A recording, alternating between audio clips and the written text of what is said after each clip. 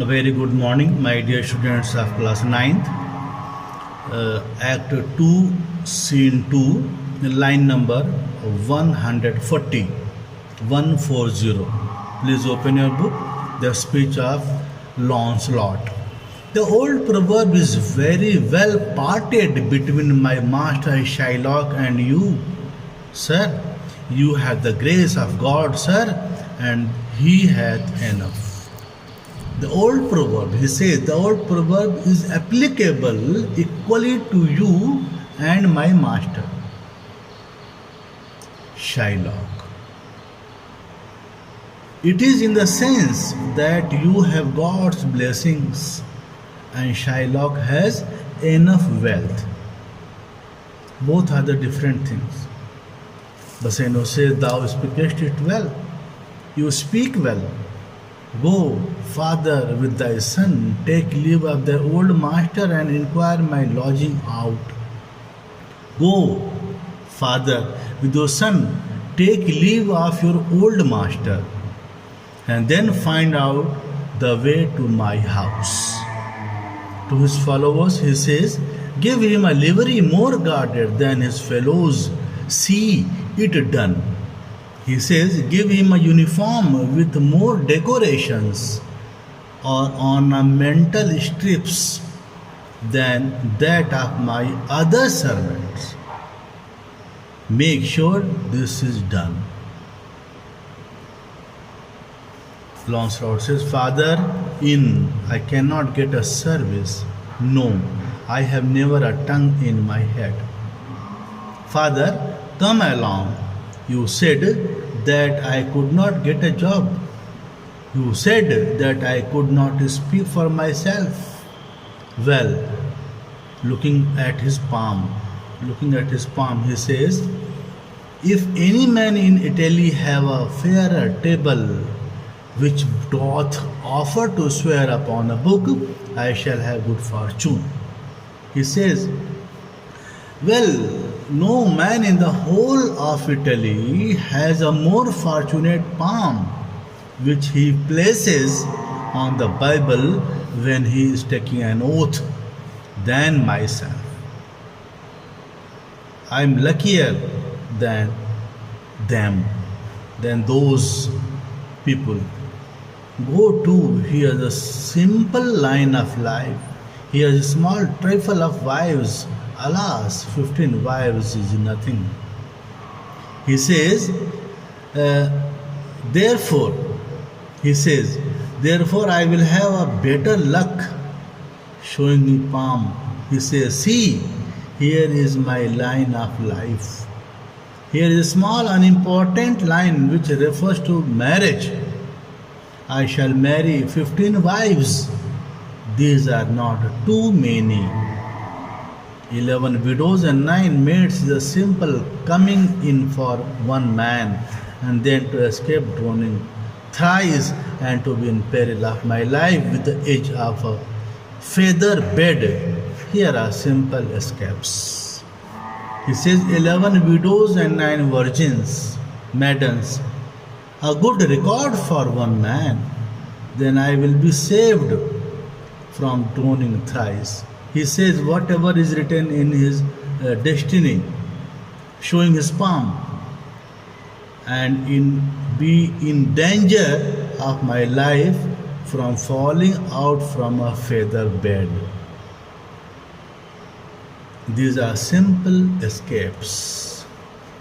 Well, if fortune be a woman, she is good wench for this gear. He says, these are the simple escapes. Well, if fortune is a woman, she is good at this kind of fortune telling. Come, I will take my leave of this Jew in the twinkling of an eye. Come, father, I shall take my leave immediately as soon as possible from the Jew in a short while. Launcelot and Obo depart from there. Bassanio says, I pray thee, good Leonardo, think on this. These things being bought and orderly bestowed, Return in haste, for I do feast tonight, my best esteemed acquaintance, I thee go. Bassanio orders his servant. He says, I request you, Leonardo, his servant, think about this. When you have bought those things and packed them up properly, come back quickly, for I am giving a dinner tonight to my intimate friends. Please hurry up. Leonardo says, my best endeavor shall be done herein. I shall do my best in the matter. Now enter Gratiano in the scene. Gratiano says, where is the master? Leonardo, yonder, sir, he walks. He is walking over there, sir. You see. Exit. Gratiano says, Senior Bassanio. Bassanio says, Gratiano, I have a suit to you. I have a favor. I have a favor to ask from you. Bassanio, you have obtained it. It is already granted. What do you want? Gratiano says, you must not deny me. I must go with you to Belmont. You must not refuse me. I want to come with you to Belmont, where Portia lives. Bassanio gives a good speech here. He says, why? Then you must. But hear thee, Gratiano. Then you will accompany me. But listen, Gratiano, thou art too wild, too rude, and bold of voice. Parts that become thee happily enough, and in such eyes as ours appear no faults. Gratiano, you are uncontrollable, rough, and blunt. Such things are tolerated here in the company of friends, and with friends like us, they are not considered as faults. But where thou art not known, why there they show something too liberal. But where you are not known, where you are a stranger, they appear as faults.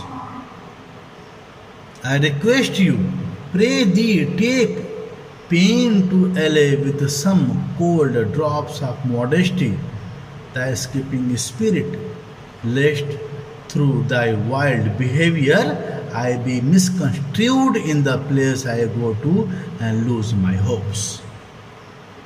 He says, I request you, Gratiano, to control your wild spirits by putting up a modest temper. Be generous there. Your temper must be modest there.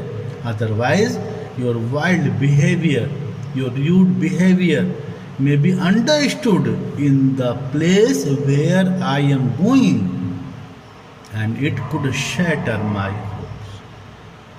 It could destroy my hopes.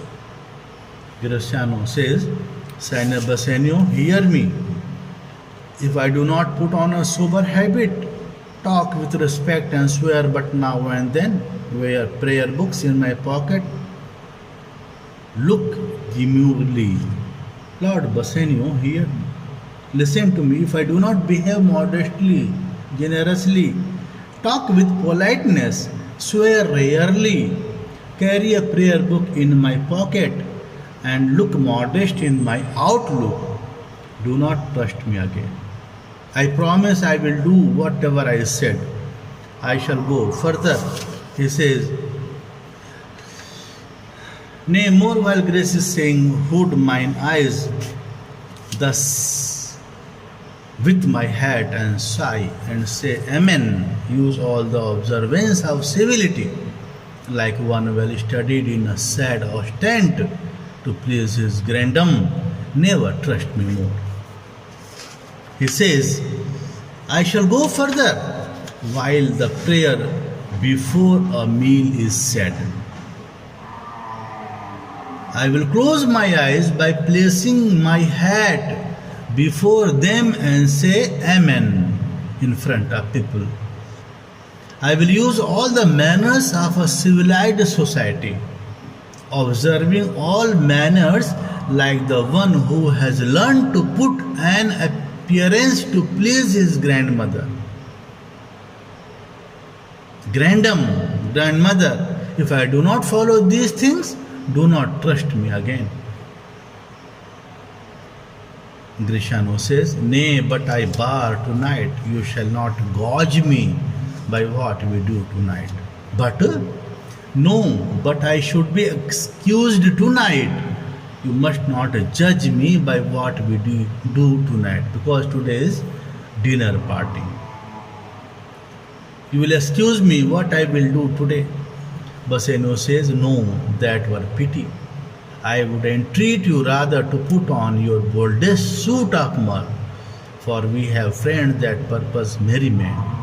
But fare you well, I have some business. No, it would be a pity to do that. Don't do that. I request you to be in your happiest mood, for we have friends to entertain. Well, goodbye for now. I am busy with some other business, some other work. Grishano says, and I must to Lorenzo and the rest, but we will visit you at supper time.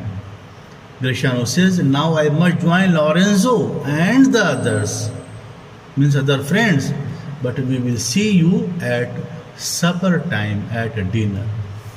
They depart. Students, Act 2, Scene 2 is completed. If you have any problem, please ask me. I will immediately solve your problem. Thank you so much.